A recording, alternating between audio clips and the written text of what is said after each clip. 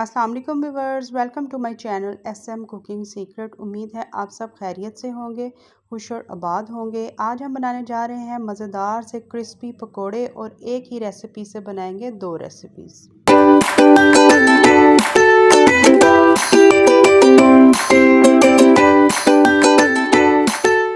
यहाँ पर मैंने एक बॉल लिया है और उसमें मैं शामिल करूँगी प्याज 3 अदद मैंने स्लाइसेस में कट किए हैं।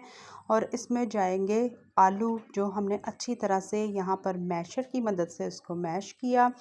और जाएगा इसमें चिली फ्लेक्स 1 टेबलस्पून भरकर, 1 टेबलस्पून इसमें जाएगा ज़ीरा।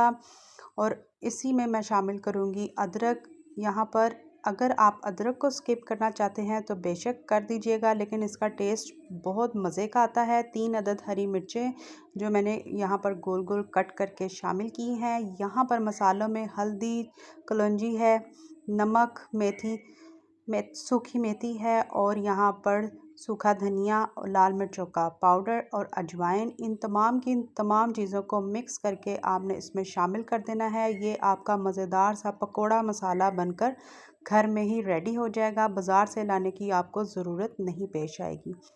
यहाँ पर मैंने लिया था 1 पाव से भी ज़्यादा बेसन है, इसको मैं शामिल करूँगी। और आज हम बनाएंगे क्रिस्पी पकोड़े बाज़ार से भी कहीं ज़्यादा अच्छे और साफ़ सुथरे मटेरियल के साथ और अपने साफ़ सुथरे हाथों के साथ। और इसी के साथ ही हम एक बनाएंगे मज़ेदार सी बेसन वाली रोटी। घर में बनाएं, इंजॉय करें, अपने बच्चों को बना कर दें, अपनी फैमिली को बना कर दें अपने साफ़ सुथरे हाथों के साथ। यहाँ पर मैंने 2 टेबलस्पून भरकर घी का लिया है।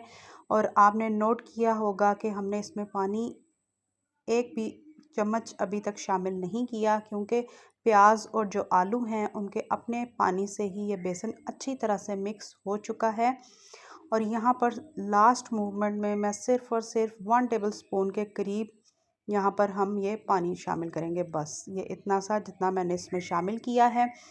और अच्छी तरह से आपने इसको मिक्स करना है और तकरीबन आपने 25 से 30 मिनट इस मिक्सचर को सेट होने के लिए आपने रख देना है, ताकि ये जो आपका मिक्सचर है वो अच्छी तरह से सेट हो जाए और ज़बरदस्त से जो आपके पकोड़े हैं और जो बेसन वाली रोटी है वो बनकर रेडी हो। आप बेसन वाले नान को भूल जाएंगे जब आप बेसन वाली रोटी को घर में इजीली ट्राई करेंगे।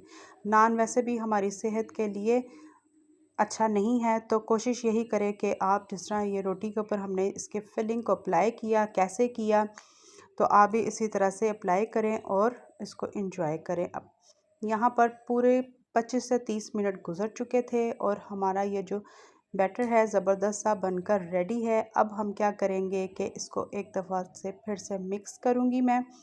यहाँ पर आप इसकी कंसिस्टेंसी भी चेक कर सकते हैं कि ये ज़बरदस्त सी रेडी हो चुकी है। और अब मैं क्या करूँगी कि हमने दूसरी साइड पे कढ़ाई को रखा है घी गरम होने के लिए। अब हम एक एक चम्मच इसमें इसके शामिल करेंगे और अपने पकोड़ों को फ्राई करेंगे और इन्जॉय करेंगे अपनी फैमिली के साथ और अपने बच्चों के साथ।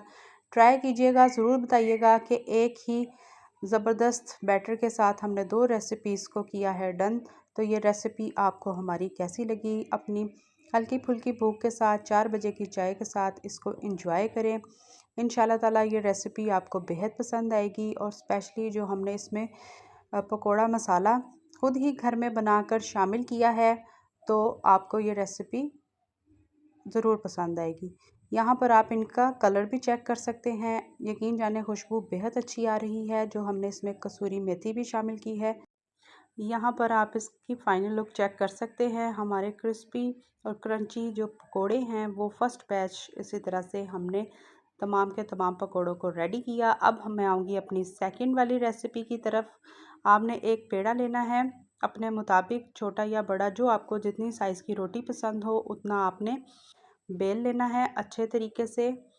और जो मैंने फिलिंग ली थी पकोड़ों के लिए उसमें मैंने क्या किया, सिर्फ 1 पिंच ऑफ हमने डालना है उसमें फूड कलर के, थोड़ा सा उसका कलर आ जाए। बाकी मसाले बिल्कुल सही परफेक्ट थे, ना ही ज़्यादा तेज़ होने चाहिए और ना ही ज़्यादा कम। और यहाँ पर इसी तरह से आपने चम्मच की मदद से इसको इसके ऊपर अप्लाई करें और इंजॉय करें। ट्राई कीजिएगा, ज़रूर बताइएगा कि आज की ज़बरदस्त सी ये जो रेसिपी आपके साथ शेयर की गई है, ये रेसिपी आपको हमारी कैसी लगी। जब मैं आपके अच्छे अच्छे कमेंट्स पढ़ती हूँ मुझे बेहद खुशी होती है। हमें इसी तरह से एक दूसरे का साथ देना है ताकि अल्लाह ताला हम सबको कामयाब करे। और यहाँ पर आपने अपने हाथों को बचा कर इसको आपने कढ़ाई में शिफ्ट करना है और इसको आपने करना है डीप फ्राई। और यहाँ पर चूल्हा आप बिल्कुल मीडियम टू स्लो फ्लेम रखिएगा और ऊपर से इसी तरह से इसको प्रेस कीजिएगा ताकि ये अच्छी तरह से अंदर तक कुक हो जाए, क्योंकि इसमें हमने आलू भी शामिल किए हैं और आलू को भी अच्छी तरह से कुक होना चाहिए ताकि वह कच्चे ना रह जाए। जैसे ही एक साइड आपकी ज़बरदस्त सी क्रंची सी बनकर रेडी हो जाए तो फिर आपने साइड को दोबारा से चेंज कीजिएगा।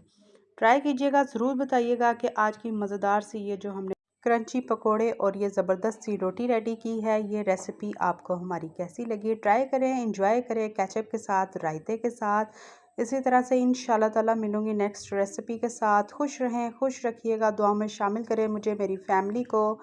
अल्लाह हाफ़िज़।